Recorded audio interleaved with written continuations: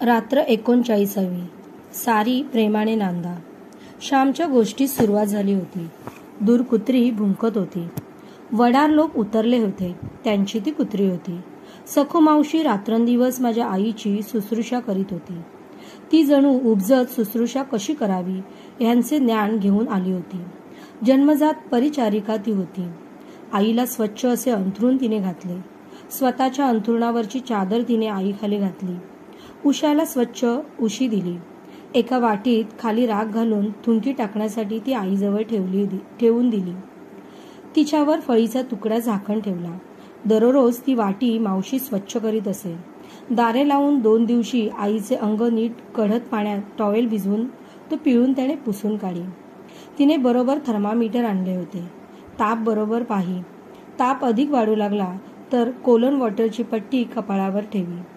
आईच्या खाली मेन कापडावर कागद घालून त्यावरच आईला शौच करायला सांगत. तो कागद मग ती काढून घेई व दुसरा घालून ठेवी. आईची जितकी काळजी घेणे शक्य होते तितके ती घेत होती.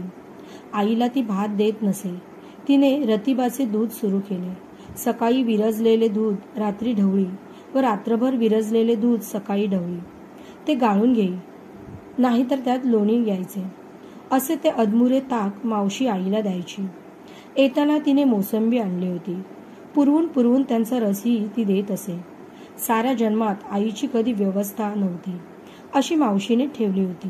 साऱ्या जन्मात हाल झाले, परंतु मरताना मावशीने हाल होऊ दिले नाही.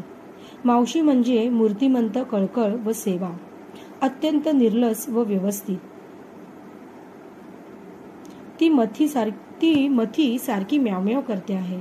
तिला आज भात नाही का रे घातलास? आईने विचारले. आईच्या आवडत्या मांजरीचे नाव मथी होते. मथी दुधानीला कधी तोंड लावित नसे. तिला थेंबर दूध घातले म्हणजे पुरत असे. मोठी गुणी मांजर. आई आजारपणात त्या मांजरीचीही चौकशी करीत असे. अक्का तिला भात घातला, परंतु ती नुसते तोंड लावी. दुधा तुपाचा भात, परंतु तिने खाल्ला नाही. खाल्ला असेल उंदीर बिंदीरने, मावशी म्हणाली.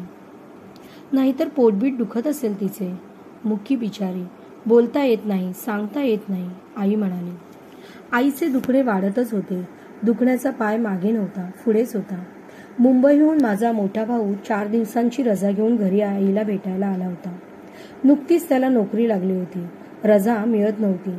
मोठ्या मिनवतारीने 4 दिवसांची रजा मिळाली. आईला पाहून त्याला भडभडून आले. आई, काय ग ही तुझी दशा? तू इकडे होतीस, काम करीत होतीस. आई, आम्ही तिकडे खुशाल खात होतो, परंतु तुला घास गिळवत मिळवत नव्हता, असे म्हणून तो रडू लागला. धाकटा पुरुषोत्तमने सारी हकीकत त्याला सांगितली होती. आईचे कसे हाल आईने काढले, दवंडी कशी पिटली, ते सारे त्याने सांगितले.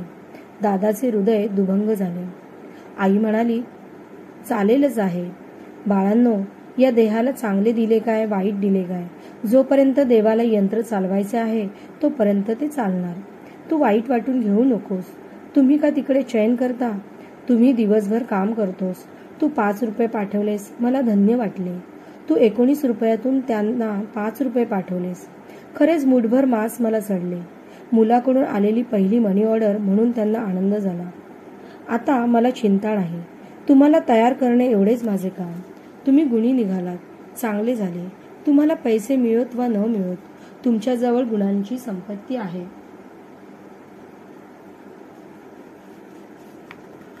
आता मला काळजी नाही.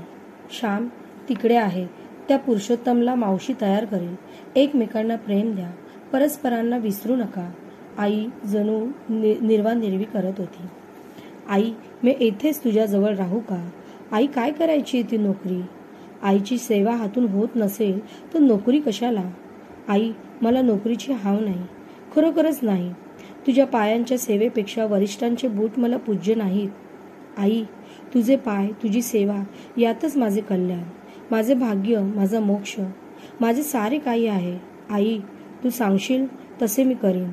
राजीनामा मी लिहून आणला आहे. देऊ का पाठवून? दादा गहीवरून बोलत होता. आई विचार करून हळूच म्हणाली, गजू, सध्या सखू मावशी येते आहे.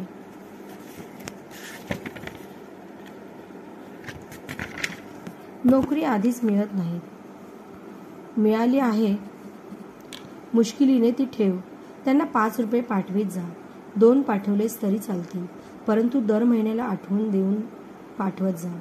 त्यांच्या सेवेत माझी सेवा आहे. मी इतक्यात मरत नाही, तितके माझे भाग्य नाही. झिजत झिजत मी मरणार. फारच अधिक वाटले तर पुन्हा तुला बोलावून घेईल हो बाळ.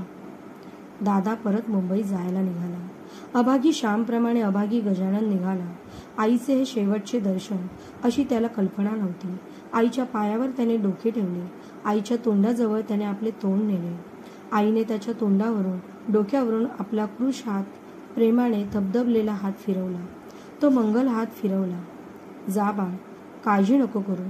श्यामला मी बरी आहे असेच पत्र लिहा. उगीच काळजी नको त्याला. सारी प्रेमाने नांदा.